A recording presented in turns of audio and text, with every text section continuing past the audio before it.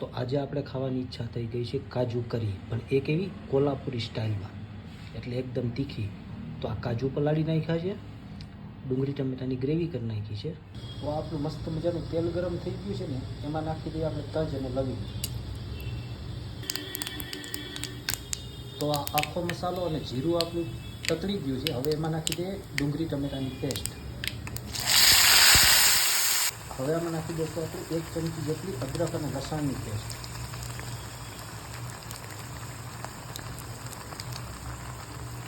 અને સાથે નાખી દઈશું આપણે મરચાંની પેસ્ટ.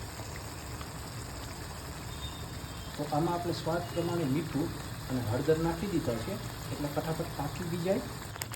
તો મરચાં ભૂકી, ધાણા જીરું અને ગરમ મસાલો થોડોક નાખી દીધો છે. હવે આને મિક્સ કરી લઈએ ને પછી નાખી દઈએ એમાં કાજુ. તો કાજુ નાખી અને એમાં થોડું પાણી નાખી દીધું, એટલે મસાલા બધા આપણા બળી ન જાય અને વ્યવસ્થિત રીતના પાકી જાય. તો આ બધું મિક્સ થઈ ગયું છે. હવે આને આપણે 5 થી 7 મિનિટ માટે ધીમા તાપે ચડવા દઈશું, જ્યાં સુધી બધું પાણી ન બળી જાય અને તેલ છૂટું ન પડી જાય ને ત્યાં સુધી.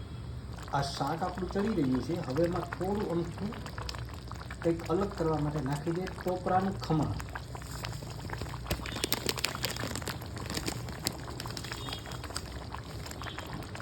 તો આ મસ્ત મજાનું આપણું કાજુ કોલ્હાપુરી બનીને થઈ ગયું છે તૈયાર.